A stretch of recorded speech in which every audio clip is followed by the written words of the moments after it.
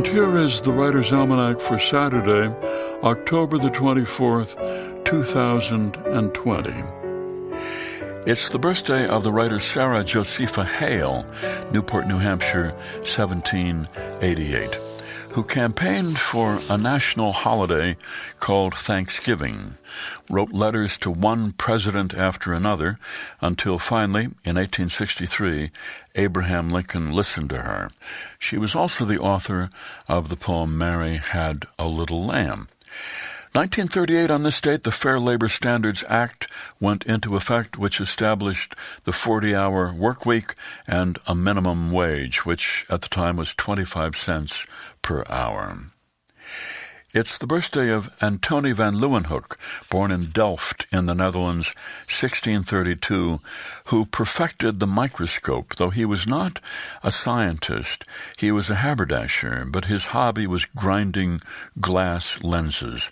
And with the microscope that he made, he became the first person to see bacteria and protozoa and to figure out how they reproduced, and also to see red blood cells. And it's the birthday of the playwright Moss Hart, New York City, 1904, author of many plays, including You Can't Take It With You, a play about the strange Sycamore family, with their home full of snakes and ballet dancing and Russian royalty and fireworks, still one of the most popular plays produced. It's the birthday of the poet Denise Levertov, Ilford, England, 1923. She wanted to become a poet, didn't want to go to graduate school, so she got her nurse's training, spent 3 years as a nurse during the Blitz in London. She liked the work, but didn't like the structure, the organization. She said, I was always crawling in and out of windows to avoid curfews. She met and married an American poet, Mitchell Goodman. They moved to this country.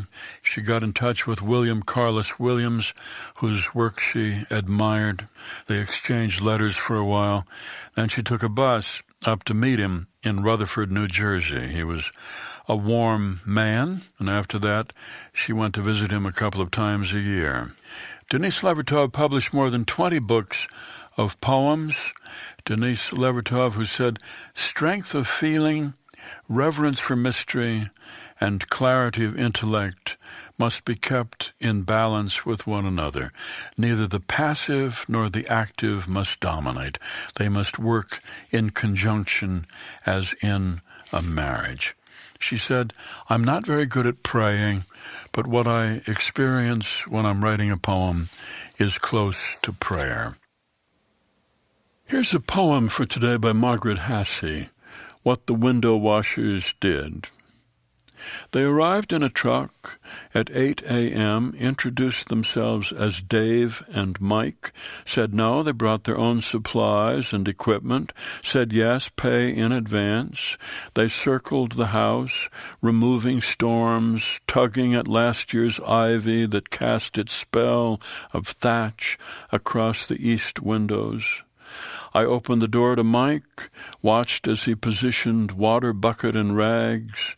Through grimed glass latticed with cobwebs, Dave appeared on the outdoor side. As if starting a fight, both lifted their Windex bottles at the same time, seemed to squirt each other in the face, the men silent as mimes in a mirror, with big hands tracing one another, rubbed the surfaces of all the panes until the glass squeaked and disappeared.